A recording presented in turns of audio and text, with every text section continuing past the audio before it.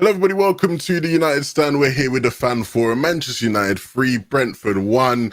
A great result, one that keeps us in the race for top four. I know we had some things to say about top four last week, Jordan, but we are still technically in that race now because of this result. And we're going to sort of break down everything that went on. I think there actually was quite a lot to dissect when you look at the game in terms of performance, tactics, certain players' reactions, substitutions. Everything will be, unraveled, throughout the show. But along with me, I have Jay, Jordan, and Beth, who will be guiding us through this process. I'm looking forward to hearing what you guys have to say because we've obviously spoken a bit before the show started, and I think there could be some varying opinions here. So we'll jump right into it and just I want to get the rundown of how you felt the game played out. And so we'll start off with you, Jay. Pleasure to see you. What did you make of that game? 11 good evening. How you doing? How everybody watching? Look, it's the old cliche. Game in two halves. First half, we were abysmal. You take David De Gea's brilliance out of the equation in the first half, and we go in at half time 3-0 down. And I know Thomas Frank has a lot to say about that, and Beth has the actual quotes, which we'll go into in a while. But apart from David De Gea, the first half, guys, he was the best player on the pitch. Second half, obviously, Ralph made some changes, and the narrative from the club will be that Ralph tactical changes won us the game. But I thought it was, as you pointed out, as in our little chat there, it was in moments of individual brilliance again. I don't think it was anything down simply to Radnick as a whole. It was individual brilliance. And it's 3 points, but let's not decide the fact that we're playing Brentford away. When we looked at the fixture list there back for Christmas, we said all these games are winnable. And none of us sat down and thought, oh, Jesus, Brentford away. That could be a tricky one. It's only because of the poor performance last week against the Villa and the last 20 minutes that all of a sudden the narrative changed to, oh my God, Brentford away could be a banana skin. But Liverpool turned them over. Man City turned them over. So why shouldn't we turn them over? 3-1. Disappointed it's not a clean sheet. But that result does put glass, I think, Levin, on the overall performance. The 3 points, we'll take it, but it's far from perfect. I definitely hear that, and I think we can get into why more so a bit more. Jordan, what are you sipping on there, big man? It looks nice. It's a little late night Bailey's coffee. Do you know what I mean? Oh, okay. Goldbridge got us working these late hours. I need a little live to keep me going. So a little Bailey's coffee. Do you know what I mean? A celebratory toast to the boys and the 3 points. Look, I hear that. I think it's deserved after the 3 points, and I do want to get your thoughts on the game because, of course, like Jay said, it was a tale of two halves. Were you confident in the squad to be able to get out that result as the game sort of went on? Do you know what? I looked at Brentford and I actually thought it was a team that would cause us problems. Very pacey going forward, and that they're the teams that we seem to struggle against with our defenders. So I wasn't surprised to a degree. I thought the first half was absolutely awful. Some of the worst football I've seen us put together, to be honest. David De Gea, not only is he the best goalkeeper at United, best goalkeeper in the league for me, he's now pushing himself as the best in the world. Some of these saves that he continually puts out week in, week out, people have got to put, a level of respect on his name. I thought it was a game of 2 hours, and you touched on something before we went live, and it's actually one of my notes. It said, yes, we did play well, but apart from one of the goals, the others, we did rely on players creating those moments. I didn't really feel like they were team goals, if that makes sense, and there was anything sort of tactically that he did for us to score those goals. Bruno is playing well. Again, great to see. I know you talked about top four. If we beat West Ham, I might start. I think there's a glimmer of hope. So we'll continue this conversation on Saturday. Just want to say Thomas Frank's comments. He's clearly auditioning for a job on TalkSport when he gets his team relegated this season. He needs to hold the L with some level of respect, because I would have come on here and said, his team don't deserve to be on the bottle. But the comments he's made, hold the L in it. Yeah. Literally hold it. Yeah. No respect. Elanga, I saw an interview with him afterwards, after the game, and I just thought, I don't know if anyone else caught it, anyone in the comments caught it. I thought he spoke so well. And for me, everybody talks about the United way and whatnot. That's the United way. Someone coming from the academy, I don't think he had a great game, but he took his chance really well. And it was just nice to see, talking about playing with Greenwood, and they've come up through the youth together and getting this opportunity. And I just thought it was great. Beth, lots of smiles on your face so far tonight. Are you happy with the way things played out? Well, that's the thing. Like, obviously, the performance wasn't 10 out of 10. It wasn't an amazing performance. There's still a lot to work on. But you know what? After we had the whole drama last week of like, it was just so frustrating on the last game for them to equalise in like the last 10 minutes. It was awful. So to actually go out there and win 3-1, and especially seeing Elanga get a goal and taking it really well. I mean, some big decisions were made. Dalot and Tellers again at fullbacks. I thought Dalot had a great second half. I thought a lot of players really came into their own in the second half. Scott McTominay did really well. I mean, Harry Maguire coming on and not getting the captain's armband was something that we should talk about, because that was one that I was like, does that mean Bruno's captain now for good? I'm not sure. So I think there was a lot of big decisions made, and I think, yes, the first half wasn't good and we were outperformed. The fact that Brentford went in at half-time and had run 4.5k more than United players is completely out of order. That should not be happening. Our team should be putting in their miles, and I do think you can tell with the movement off the ball, our movement off the ball as well as the movement on the ball, to be honest, from other players, are just it isn't good enough. That's something that massively needs working on, and I think that's the reason why we're not creating as many chances as we should. But respect to Brentford, they are a hard team to break down, especially at home. And Thomas Frank, despite his comments, which are out of line in my opinion, massively out of line, he has got that Brentford team playing very, very well. And to end up winning it 3-1, I'm pretty happy with it. Annoyed that we conceded, but you know what? It's 3 points. Would have been better if Spurs ended up drawing or losing, but you know, it is what it is, and we move on to the next game. And West Ham will definitely be a tougher challenge, so we'll have to see if we can do it there, because I mean, if it wasn't for David De Gea, could have had 3 or 4 goals in that first half, and then the game's out of sight, so you can't get carried away. The chat, you know, people in the chat come quick. They will not let anything up. They are saying, reports from the chat are saying, Maguire did get the captain's armband eventually, so maybe it's not as big of a talking point as possible. He did get it, but I don't know when that happened. I didn't see him see it. I didn't see that happen. Yeah, I noticed Bruno didn't have it. Yeah, he did get the band. Well, look, I think we will get onto the Maguire thing. I do want to talk about the first half performance. There's a lot of things to talk about. I want to talk a bit more about Elanga, but we'll get onto it. The first half performance is something that I think a lot of people will be talking about, because ultimately, as much as we got the important result, and I think everybody should be happy with the result, there is plenty to analyze about that first half and why it went wrong and what wasn't there, what was lacking. Jay, what in particular to you was of concern? Because I think everybody knew going into this game that Brentford are a very physical team and that they were going to fight, and they seem to be winning every sort of 50-50 and all the second balls. But in terms of just the way we were actually, you know, progressing the ball and moving the ball and, you know, trying to actually score, what did you make of it? Because I don't think people realize we had loads of possession in that first half, but we just really didn't do anything with it. Yeah, we had possession, but from my knowledge, the only real chance was the shot from Dalot in the 24th minute that was going to the top corner. Apart from that, we didn't create. And you can have all the possession in the world, a la Louis van Gaal, backwards, sidewards, but unless you're actually having a possession in and around the box and creating opportunities, you're not going to threaten your team. All the opportunities, goal threats, were created by Brentford in the first half, and as we all agreed, minus David De Gea, we go in at half time 2 or 3 goals down. And you said there, 11 on a simple base level, there was no aggression or desire to go and win second balls.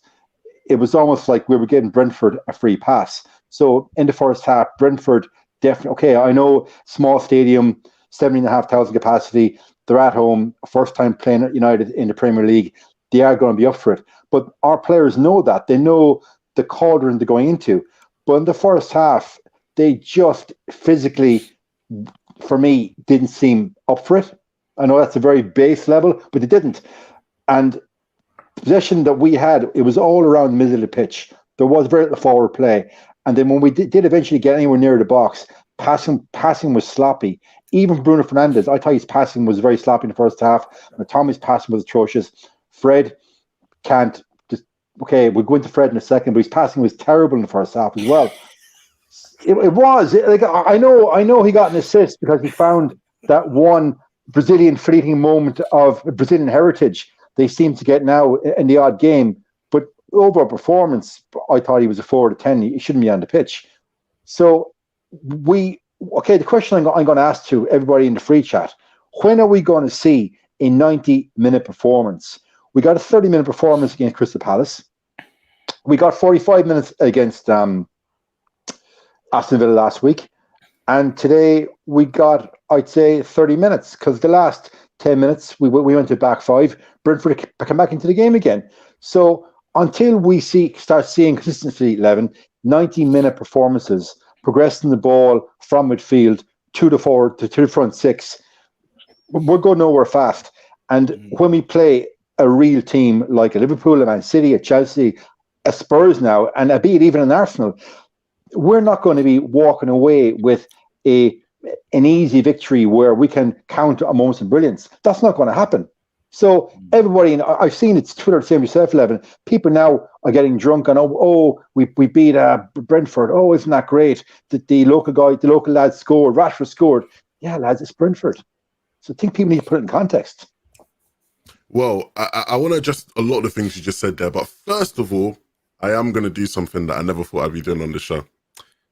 I don't agree with you, Jay. McTominay was one of the few players in the first half that wasn't giving the ball away seamlessly. And I know it seems crazy, but because I anticipated this happening, I actually screenshotted the stats of every single player and how much possession lost. Go ahead. McTominay was the only three players that didn't lose the ball more than 5 times in the first half were Ronaldo, because he wasn't really getting the ball at all, McTominay, and Lindelof.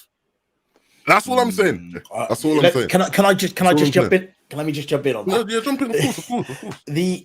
I think the problem is that the same with Fred is that when they do what they're supposed to do, because they spend so much time not doing what they're supposed to do, people just go, they've played well. It's not that they've played well. They've just done what we expect them to do. And people I say to me, we watch a channel and all you ever go on about is, you need midfielders. We've got midfielders who are handymen, but what we need is an electrician. We need specialists. And that's what we don't have. So they can't do it for 90 minutes. I don't think he played that badly in the first half, but I don't think he played exceptionally. I thought in the second half he played better. Yeah. The thing is, though, with McTominay today, fair enough. Times in the season, people have gone a bit over the top on his performances, but today in the second half, I do think he played very, very, very well in the role that he was given to do. And you know what? If there was actually a proper DM there, then it would show a lot better. The problem is Fred's an 8, McTominay's an 8, Bruno's a 10, or he can play 8 as well, but we've just not got a holding midfielder, which is why we're so exposed. But McTominay driving forward with the ball and getting forward, I thought he was exceptional. The way he was driving through the midfield, I thought was very, very good. That West Ham game on Saturday. I'll give me flowers. Sorry, Jordan. I'll give me flowers for the second half. And when he won the ball at the halfway line, and he was instrumental in one of the goals, I will give me flowers for the second half. But in the first half, I thought he was no more than average. So my point is, I want to see a 90-minute performance from each and every one of those players. And until we see consistently 90-minute performances, we're going nowhere as a team. That's my point. I agree with that. But at the same time, he was one of the better players in the first half because a lot of our players in the first half were very, very poor. All of them. There was no one that really stood out. Yeah. Look. So what I will say, of course, there's a bit of trolly, memey, whatever. But what I will say on the first half is, I think a lot of people on Twitter, especially I saw, going, yeah, but Levin, we're getting overran and they're beating us in transition a lot. And Scott McTominay is all alone in midfield. Where is he? Blah blah blah. And I think that's true. But I think what actually speaks volumes to that is how Ralph adjusted in the second half, right? Because what actually happened in the second half, the first half, we were playing that 4-3-3 and, Fred and Bruno were the 8s. But in the second half, it was more of a double pivot. You could tell Fred wasn't tasked with going forward as much as he was in that first half, right? Yeah. And there was more protection in transition. So I think Ralph actually saw, look, Scott's getting killed alone out there. Let me put Fred next to him. So at least there's 2 of them there blocking that space. And it seemed to work out a bit better defensively, and Brentford didn't have as much fortune on the counter-attacks as they did. But I think Beth makes a brilliant point there as well, where, look, in that first half, generally, technically, we were Paul all over, right? You know, a lot of sloppy passes, a lot of, you know, bad timing, people not making the right runs, people not being in the right space. And obviously that's been a theme that I think has taken place for us at times this season a lot. I think the big positive as well is just the fact that Ralph was able to get a much better performance out of them in the second half. And we'll move on to the second half now. Jay already sort of spoiled my setup here, but the Carrington boys were able to win us the game with their goals, right? You know, 3 goals from the 3 Carrington boys on the pitch. And I think a lot of people, you know, were very happy about that. Some people maybe not as optimistic, understandably. But look, it was good to see them all get goals. Elanga was somebody who we all said should be in the team a lot more, right? After his performance against Villa, he was one of the few players who like had life, he thought. And he came out today, and like Jordan said earlier, in his interview, he spoke well, he worked hard. And I think he's someone that's going to be really important. Of course, Green was able to get a goal, and then Rashford later, and I think we'll talk about that a bit later. But I think a big thing with the 2 goals in the first half was, you know, we did see some individual brilliance. We did see some better quality from the players who have lacked quality at times. Fred, obviously, a good cross. McTominay was instrumental. You know, he had a great pass into, was it Bruno that the pass was into? And then I think Bruno flicked it on for that Elanga goal. No, for the Greenwood goal. I'm messing it all up in my head now. But you guys get what I'm getting at here. You know, when it comes to the second half, what are the positives you guys are taking away with it? I'll start with you, Jordan. Yeah, Rashford getting a goal, I felt like he needed that in himself. We said about Elanga, I thought that was great that, you know, he scored that goal. You could see how much it meant to him. And I think with everything that's going on with the squad at the moment, players wanting to leave, stories of players not wanting to be in the squad and all that jazz, it was nice to see a player that it meant everything to wear the badge. I thought that was important. Bruno definitely, for me, seems to be getting back to his best. More disciplined. That pass that he laid off, he wouldn't have done that before. He would have shot. So, you know, that shows a development in his game. Your point about the double pivot, I think you're right. And that is what they're comfortable playing, because that's what they played a lot of the time under Ollie. So I felt like, you know, that change was needed, and then they were able to sort of push on with the game. I just look at it, and I look at West Ham's midfield, and I have major concerns about Saturday. We will get overrun by those boys. They will look at our midfield and think, yeah, this is easy pickings. And I hope that's the reason why, you know, a Matic might have been rested to play, because he can only play sort of 30 minutes a week. And they looked at that West Ham game and thought, we maybe need somebody a bit more disciplined to protect the back four for the weekend. Beth, I want to know from you, do you think that there were things from that second half that really we can use to push forward into the West Ham games and moving forward? Or do you think it was a case of like same old, second half FC or whatnot? I do think it was the first half. First half is definitely same old. The way we got into the game slowly, the way that we were getting dominated, we're losing chances, we're losing transitions, we couldn't create chances. That was same old. But in the second half, I think they clearly got told at half time. And then in the second half, I do think the team massively stepped up and massively improved. Yes, 100% it is Brentford. And although Brentford are a good team, there is a lot better teams in the league than them. And we are going to come up against harder challenges.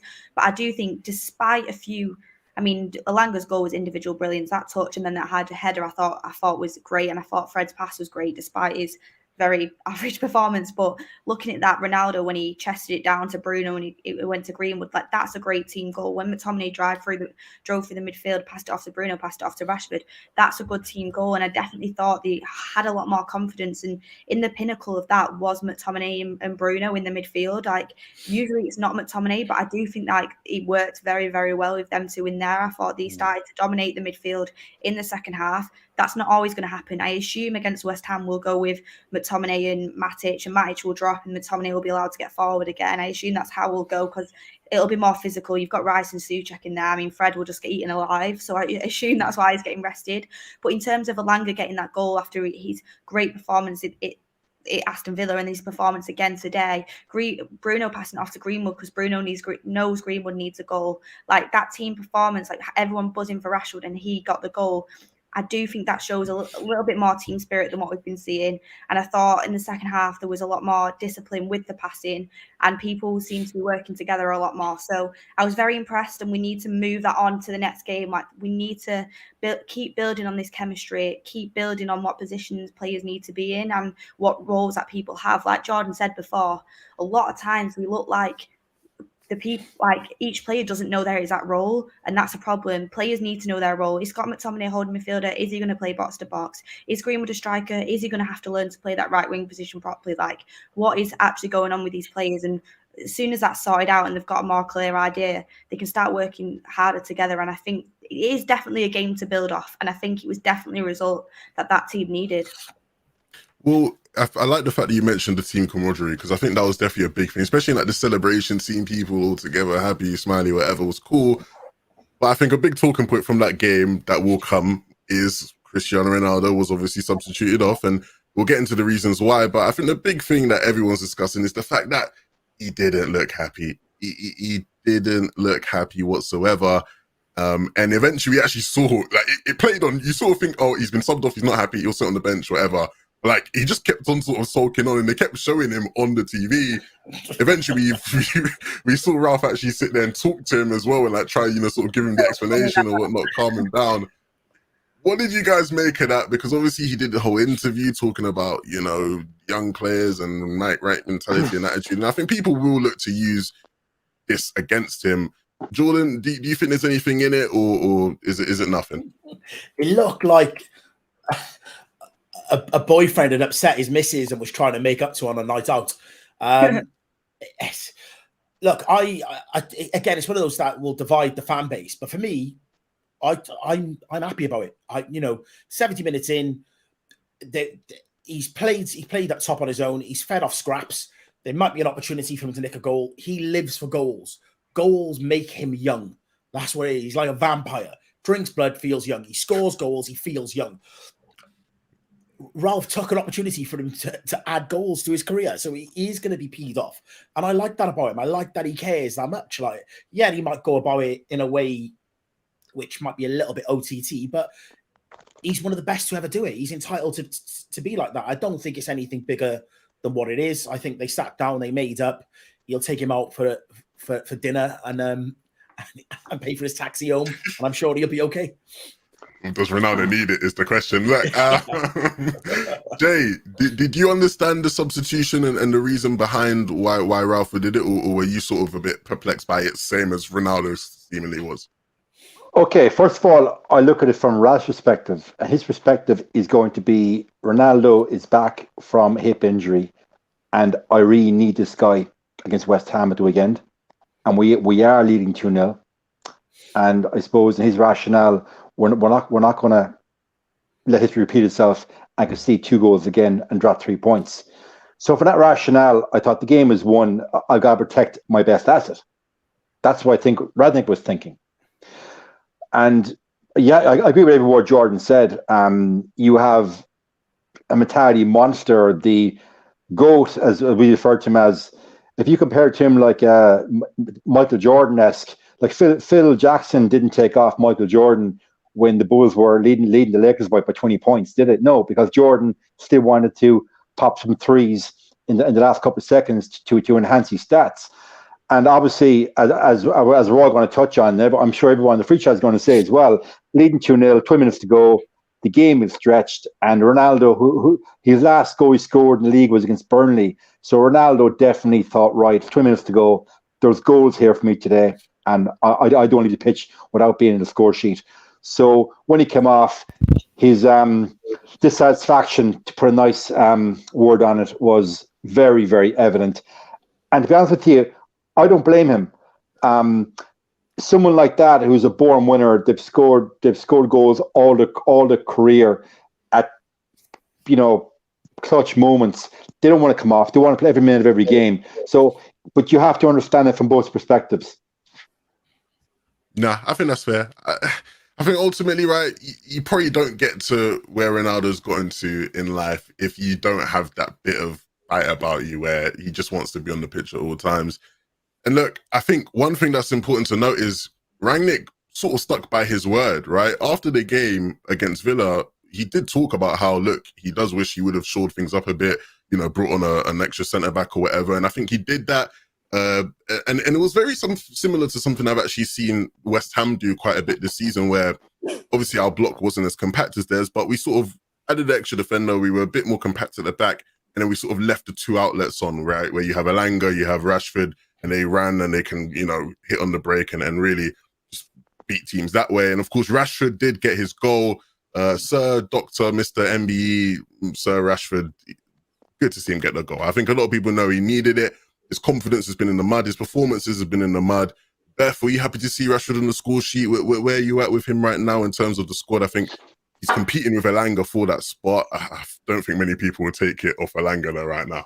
Do you know what? What I was happy to see is when obviously he scored, like Elanga just looked so happy, like so buzzing for him. And I was like, that's what you want to see. You want players to be happy with each other. You want him to encourage each other to go and score goals and stuff like that. But to be honest with you, when it comes to the substitution of actually taking, so I'll just move on to this part and then I'll go back to that one, of taking Ronaldo off for Maguire, I didn't think you needed to be Maguire in that moment. I don't think we need an extra centre-half. I thought Varane and Lindelof did very, very well together. I thought, yes, for a Matic, 100%. But Maguire, for me, didn't really make an impact in that sense. But I do like the fact he learned from his mistake and moved it on again. And Ronaldo, what I've noticed about him when he comes off, if he ever does get subbed, he will not sit on a sub seat. He just doesn't do it. He either stands at the side with Mike Phelan or he sits on the stairs. And I think that just is such a good mentality. In his head, he's like, I'm not a substitute. I'm not on that bench. So that it just shows how good his mentality is. But when it comes down to Rashford coming on, I was happy that he got a chance to come on because I think he still deserves that chance. I think he's a player that's been out of form for a very, very long time, probably the worst it's ever been over the past couple of months, really, when it comes to his form. He literally couldn't hit anything. Everything he was doing was going wrong. He didn't even know when to make the right runs. He just looked at a player that was so low on confidence. Body language was wrong. And for me personally, I'm such a big Rashford fan. I think he's a great player and I think he's still got a lot more potential. 100% he is inconsistent and he hasn't been very good. But even, I think it was the game against, I can't remember what team it was, but it was a game at Old Trafford recently and his body language was so poor. And I thought to myself, even though I'm a Rashford fan, that if I was a manager, I would be saying until your body language is improved, you're not playing for the team, you're not starting a game. Like, you can't go out with body language like that. So Ralph's benched him. I think he's brought Elanga in, which, I mean, that's what you need. You need competition. An academy player that's very, very hungry to play comes in. He's outperformed him, playing very well. Rashford, come on, you've got to show me what you can do. Like, you're not settled in this starting 11 every week. Rashford comes on. Yes, the play was very good leading up to the goal, but he still took it well. He still got a goal, and that'll give him so much confidence going into the next game as well. But for me, does he start again? Even though I rate him and I'm happy he came on and made an impact, that's exactly what you need to do. I feel like Elanga just played too good to be dropped. Like, Elanga's really, really doing well right now. He's a shining light, to be honest, out of a team that's had so much negativity over the past few months. So glad Rashford got his goal. I think it'll work really well for his confidence, and hopefully he has more chances like that off the bench until there is a performance where he deserves to come back in. But at the moment, that's starting 11 again for me. Do you think that's all right? A few changes. Apart from for the West Ham game, I would bring Matic in for Fred for the physicality in the midfield. Well, I want to ask you, Jordan, do you think that's probably the right approach to take about it then with a Rashford, where it's like, I'm not going to start you because you've not warranted a start. Elanga's been brilliant, but do you give him those opportunities off the bench to come on and impress and see what you can do, have that bit of competition going? I don't think Elanga played that well today, to be honest, compared to the other day. He took his goal very well and there was moments, but overall, I don't know. What did you guys think? I didn't think he played great. I thought his performance at Villa as an overall performance was probably better, but I thought in the second half, especially towards the end, and the goal he took, he was very, very good. Yeah. I think he took his goal very well, but his goal will gloss over his overall performance. I think if you take the goal out of the equation, he was 6 out of 10. But fans will wax lyrical just because he scored a goal and because he's a local lad. Does Rashford come straight back into the team? I don't think so. I think you got to give Elanga at least another 1 or 2 games, and again bring Marcus off the bench. Okay, we're all delighted that Marcus scored tonight. He needed that goal for his own mental health and his confidence, but he certainly does not walk into the team against a West Ham team right now that are looking very, very impressive. I started Elanga again against West Ham.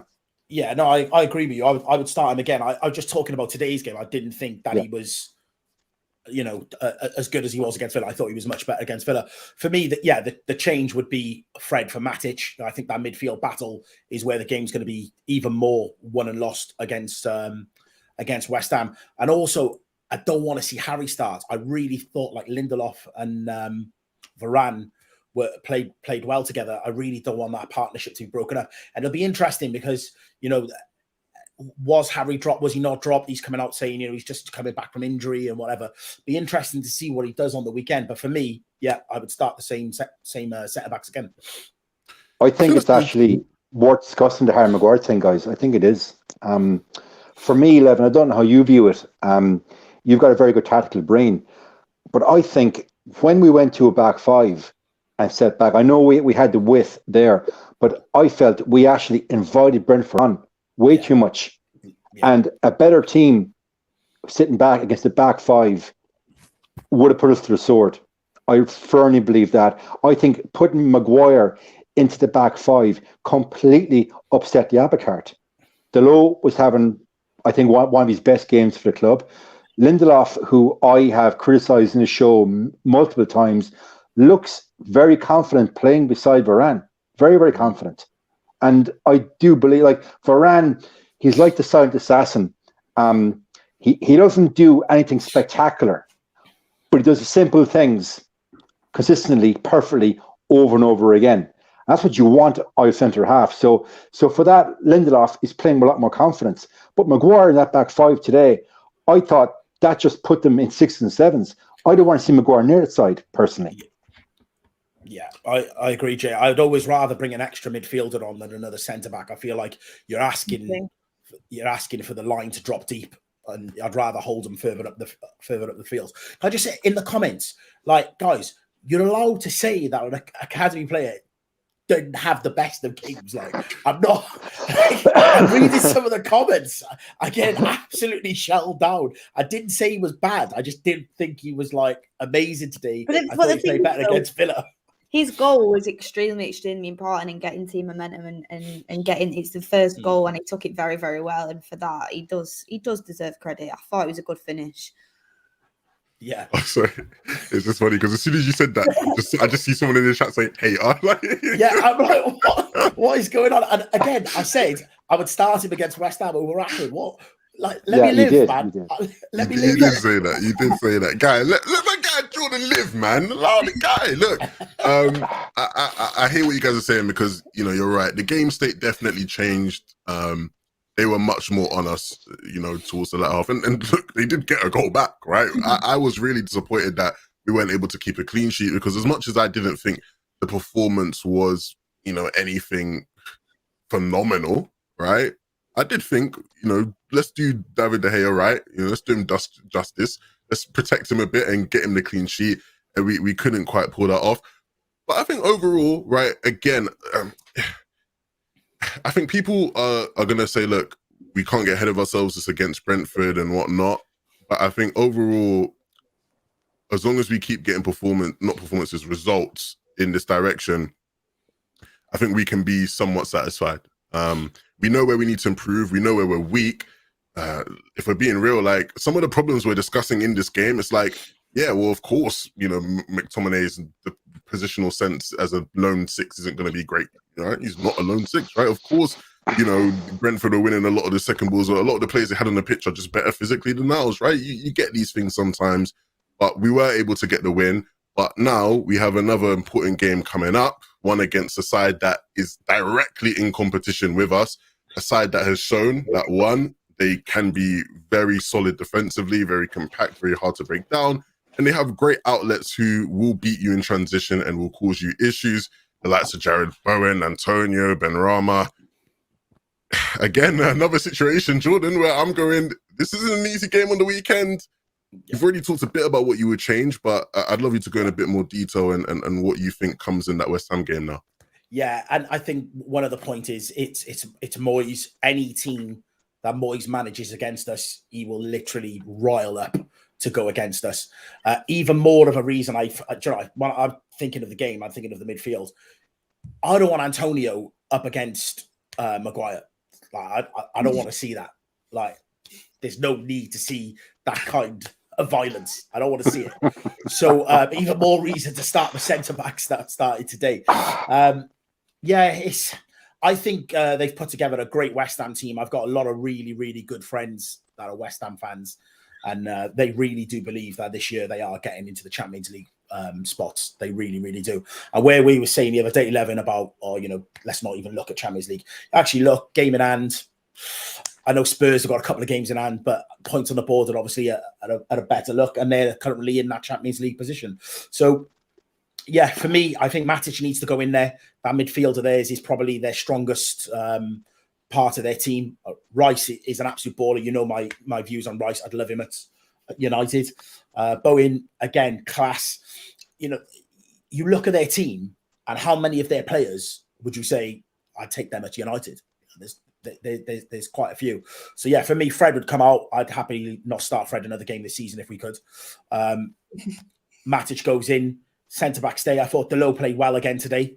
He definitely seems to be growing in confidence, and I'm really glad we didn't move him on, because I think we would have gone out and spent money on signing another replacement where we actually already had a replacement within the squad.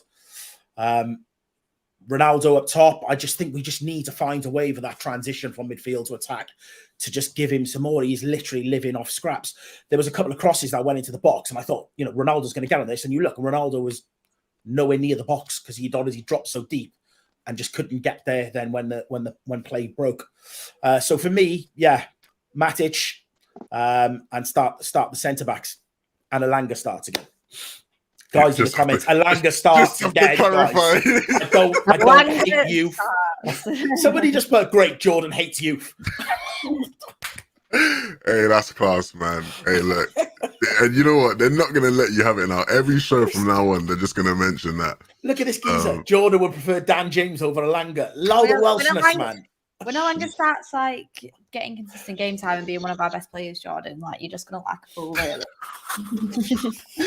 Yo, I love that. I love that. Beth, look, Beth, don't start. Oh.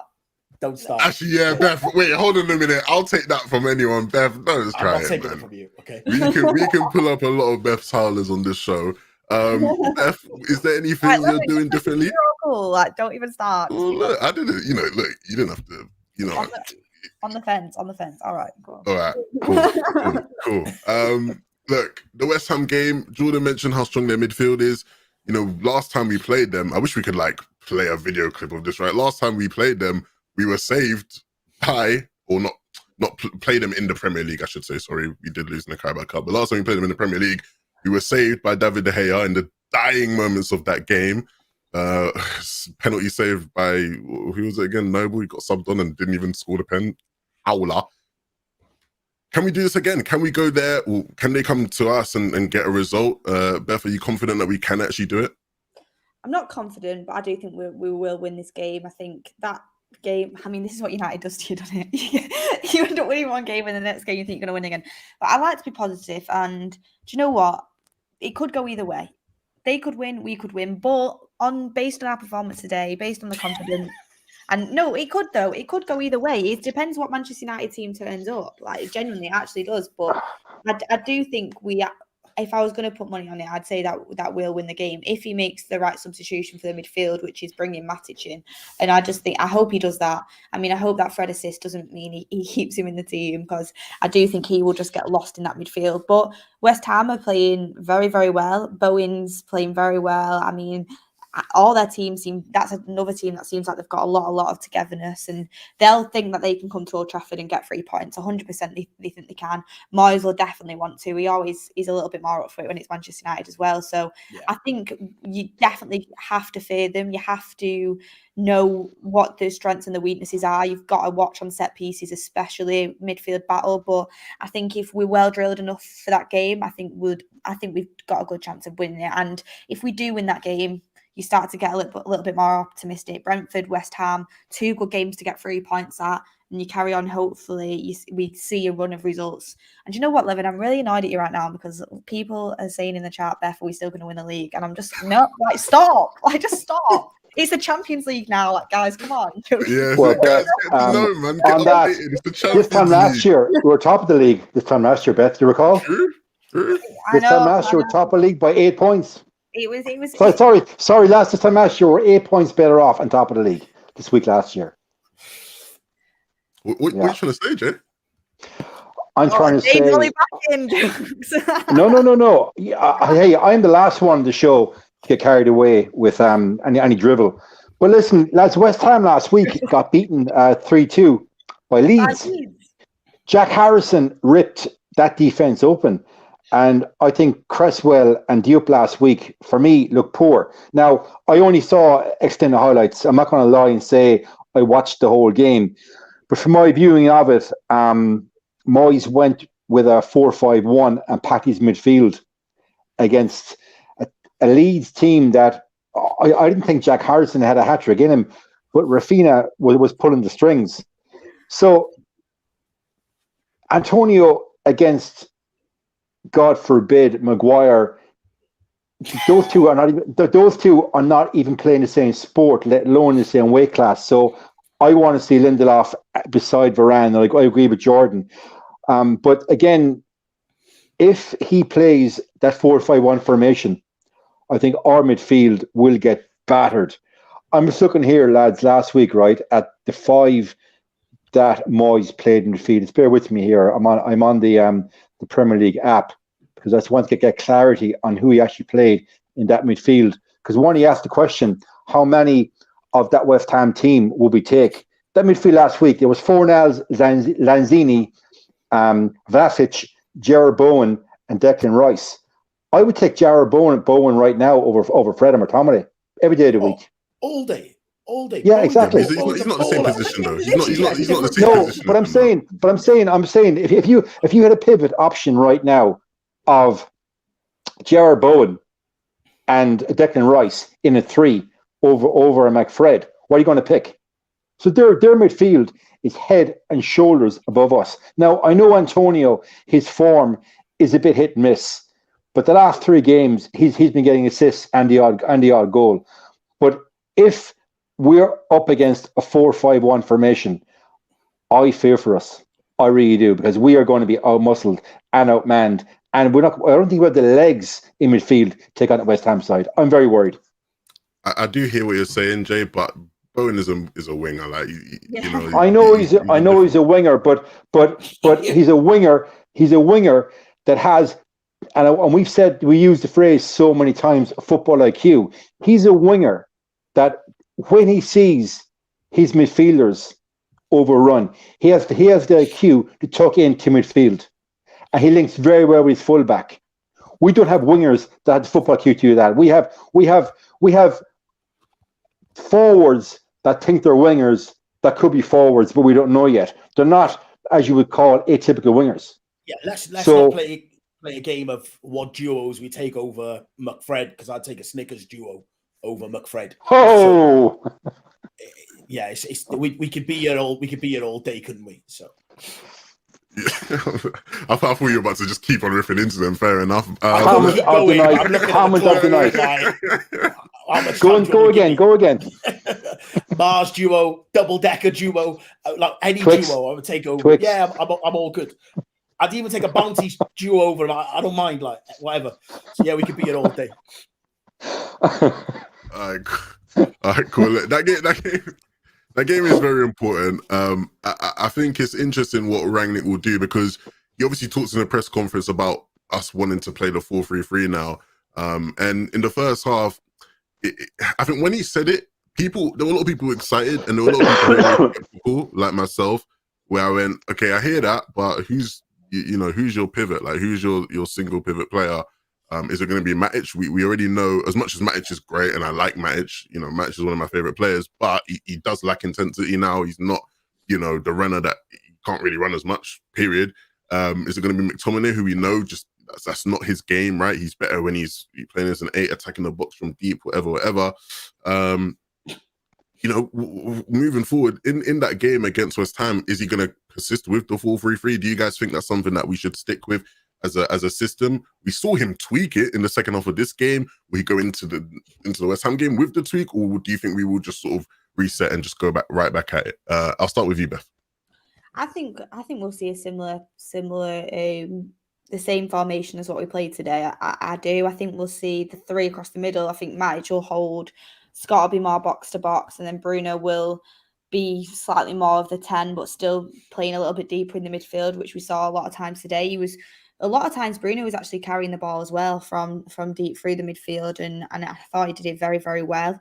What I liked about Bruno's performance today, which I think is complemented by this formation and the way we're playing, is I felt like he, especially in the second half, when we adjusted it a little, he got a lot more of the ball and he was getting into different positions. He was seeing the space and his passing was much more refined. It wasn't constantly trying the Hollywood pass. There was a few in there, 100%. That is part of his game, but I thought his passing was a lot more accurate, and I think that was helped with the formation that we played, with the midfield that we did play.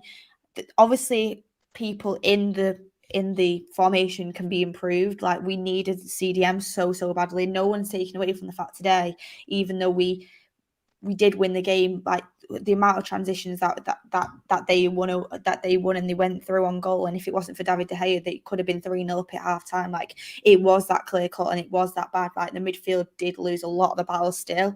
Going forward, I think in the second half especially, we did pretty well, but still on the defensive side, like it was shaky in that midfield, how quick we lose possession. And I think that's a problem. We need to work on retaining possession, massively need to work on it, because the amount that we lose it, we get counter attacks and we're completely open. It is not, we concede way too many chances and create way too little. So that's the part that needs to be improved. But overall, as a formation, definitely prefer it to what we have been playing, and I think it's something we definitely should move forward doing. And I think that a lot of players can excel in this position. You can have your wingers, you can have the box to box midfielders, you've got Ronaldo as your striker that can interchange with Cavani, even possibly Greenwood. Your fullbacks can push up. They didn't really much today, but that can happen. But with the CDM, that's the part of the puzzle that we are missing, and we desperately need it. Jordan, I'll come to you on your thoughts, because we're playing against somebody who is a very good CDM and someone who's impressed. It's funny, right? Because I know so many people, including myself, by the way, where I remember when we played them last time and I was in person, I saw Declan Rice in person, I left the stadium going, wow, he's much better than I actually thought, you know. And I know a lot of people who have watched him for the first time in person this season and have gone, yo, Levin, that guy, he's actually serious. Like, when you watch him in person, like, he runs games. Of course, we would kill to have him. We're not going to get him, so I'm not trying to entertain that idea before people start coming after me. But, you know, we are in the window. We know we need someone in that position. Do you have any hope there right now? Hope of what, sorry? Hope that we can, you know, bolster up in that number 6 position, especially if we're going to stick with this 4-3-3. Yeah, he is such a baller, man. You know, he's a leader. Like, it was his birthday last week, I think it was. I know some friends of mine who went out with him and know him really well. And they're just like, he just commands so much respect at such a young age in that team. And everybody looks to him as that shining light in that team. And it's been such a long time since we've had a midfielder that with that sort of presence. So I can't pay him, you know, any more respect than that. I think you guys, it's fast approaching a year I've been on the channel, and I've said from day dot, you know, he would be the player. Like, if money wasn't an issue, we'd go and get. If not, it'd be Basuma. Beth wanted to keep McFred. So I did not. Oh, hey, you know, not backing Beth. I'm just thinking around. I'm not having this. I'm not having lies being thrown about. Like, fair enough, banter, but that is just. She didn't. I'm joking. Chill out in the comments. I'm winding her up. Yeah, I just, you know, the 4-3-3, they definitely seem to be more comfortable. The 4-2-2, it just seems very alien to them. I think it's going to take, if we want to implement a system that is as different as that, they're going to need a full preseason to really get it under their belt. What I think seems to happen is they were starting it and then panicking after 60 minutes and then trying to revert. I think the 4-3-3, they definitely seem to be more comfortable with. I still hold hope that we will sign a CDM this window. I think Rangnick's come in. If he really is going to be staying on for 2 years afterwards, what kind of relationship is he going to have with the board if when he was an interim and actually needed support from the board and he was asking for something specific, they then didn't give it to him? I just think they're dragging it to the end of the window and we will get somebody. But I do feel like one CDM going into that with McTominay and then Bruno in that 4-3-3 will unlock that midfield. I really wanted to respond to what you said seriously, but I'm actually seeing people say like hashtag leave Beth alone, and I just can't take it seriously. Look, I want to come to you, Jordan. Do you drink from the same fountain of hope as Jordan? Do you believe that we will bring somebody in, or do you think that ship sailed and we just need to try and make the best of what we got? I think the fan base go on and on about this magical, mythical CDM like it's a panacea to solve all our problems.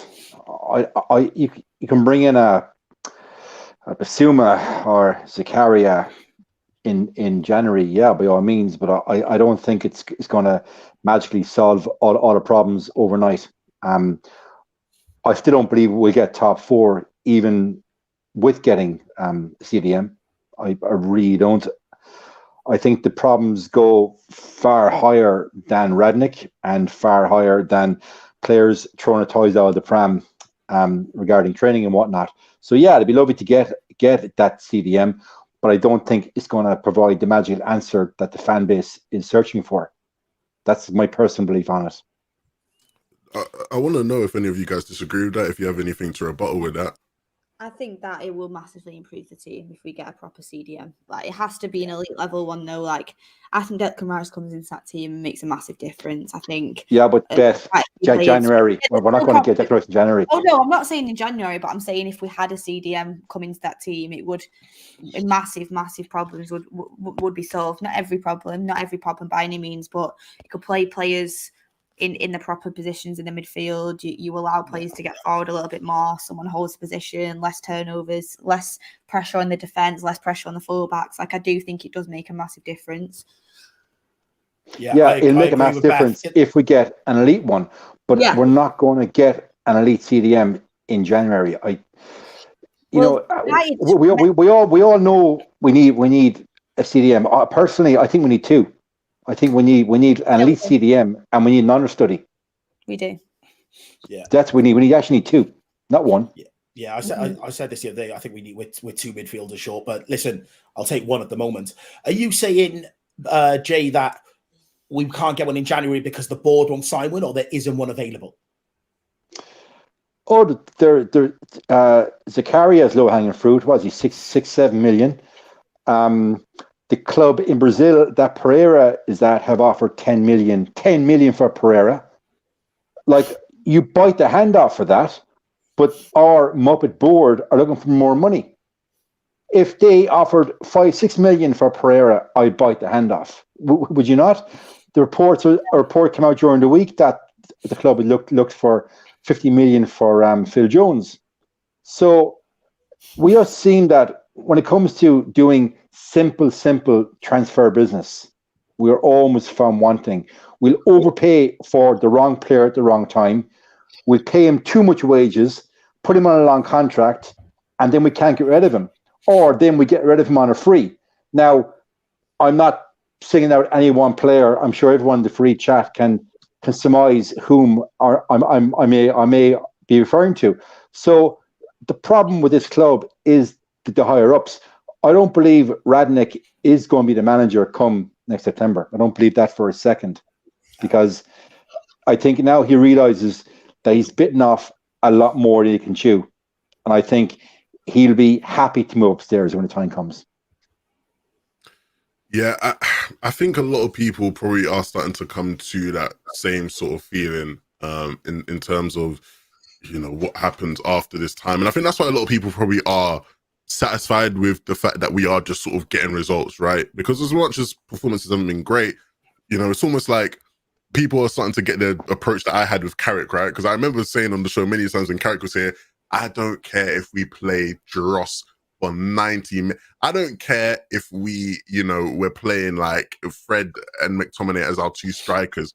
As long as we are winning or just getting the results needed, since he's purely here on a caretaker / interim basis, like I ain't got a problem with it. I think a lot of people probably are starting to get to that point with Rangnick where it's like, as long as we get the results, we can get by till summer. I'm cool with whatever he does. Are you guys at that same point, or are you still looking for more in terms of, he did say, look, he might recommend a club that he stays on as manager, right? Who knows what the future holds in terms of Rangnick and his actual influence on the club. But are you guys sort of like, yeah, like, let's just move on, like, let's just get through the season and figure out what we're doing? Or do you think there's a sliver of hope there? I'll start with you, Jordan. You could recommend whatever you want off Netflix. It doesn't mean I got to watch it.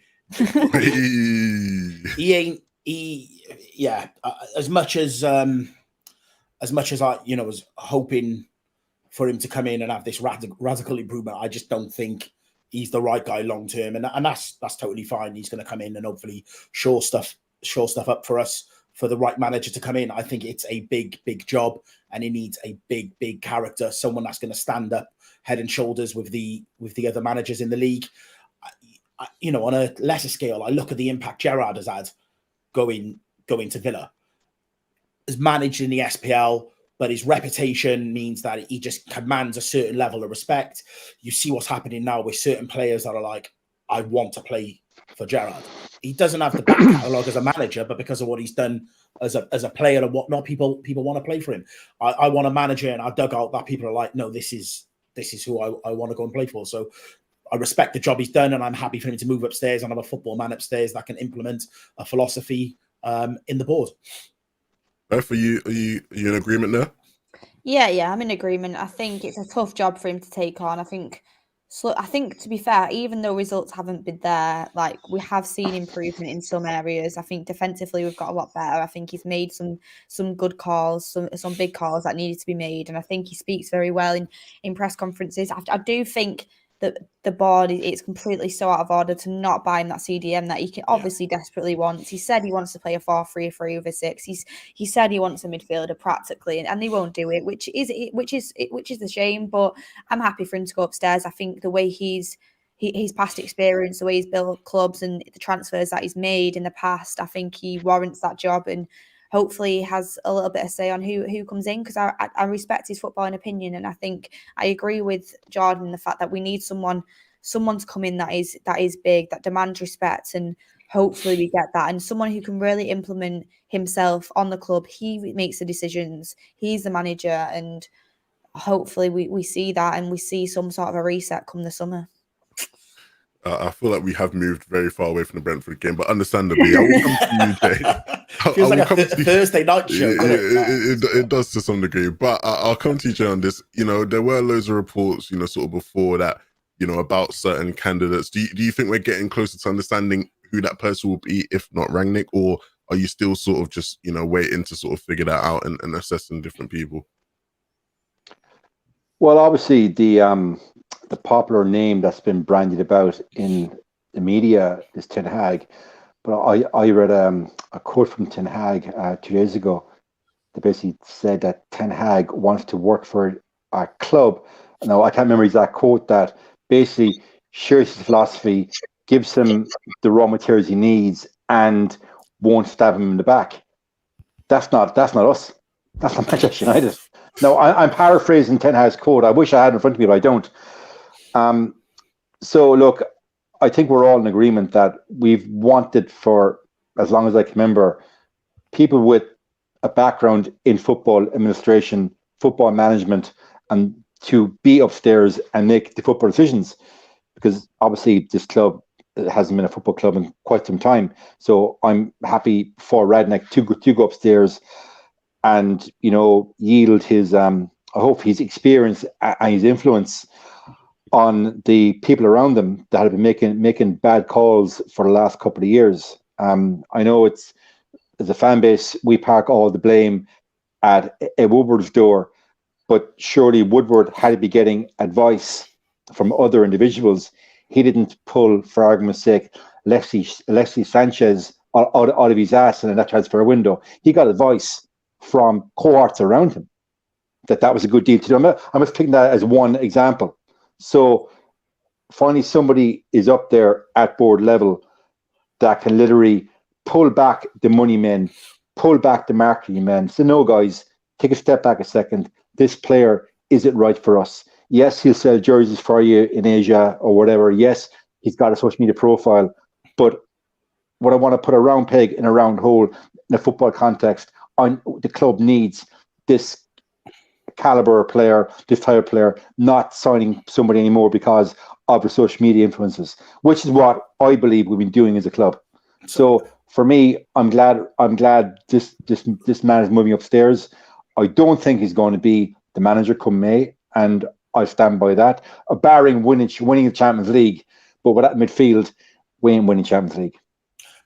So just on that, Jay, like, yep. if he can't get the board to spend 5-6 million for himself, how is he going to get the board to spend money for someone else coming in? Maybe from a budgetary perspective, they're thinking we've thrown money at Varane. We're paying Ronaldo these super wages. We've sunk 73 million into Sancho, and we're still not getting a return on our investment that they reckoned they would have got by now. So maybe, and again, they're wearing their business heads. They're thinking, right, the squad needs work. Yes, it needs a rebuild, but we're not prepared to invest in that squad until a certain transfer window. Maybe they're viewing it from a business perspective, not a football perspective for me. Then they need to start accepting some of these offers that are coming in for some of these players. Yeah, so there's Deadwood. Herrera, 10 mil, bite the hand off. Yeah, that's a mad one. I would happily take that any day. Look, guys, I don't think there's much more to say. We obviously have plenty of fan vlogs coming up on the channel as well. If you haven't already, go watch Mark's reaction to the game. I'm sure he had plenty to say. I do want to personally say to Thomas Frank, calm down, mate. You got to deal with it, move forward. You'll be all right, son. Yeah, thank you guys very much for joining me. What do you say, Beth? I said he needs to do some finishing drills with his players. Yeah, go on, Beth. Get Ivan Toney. Ivan Toney. Anyway, look, thank you guys for joining me. Where can the people find you, Jay? It's easy. It's J Daily UTD on the gram and Twitter. If you want some banter, hook me up. Your tweets make me laugh, Jay. When I wake up in the morning, I see him. I'm like, "Go on, Jay." It's at Betty and UFC on Twitter. So Jordan, for your morning coffee. That's how I read your tweets in my head. That's exactly how I read them as well, bro. Well done. Well done. Insta at Jordan Valleys UK, Twitter at Jordan Valleys. All right, guys, at 112K, if you want to find me, I don't know why you'd want to do that though, but hope you enjoyed the show. Have a good.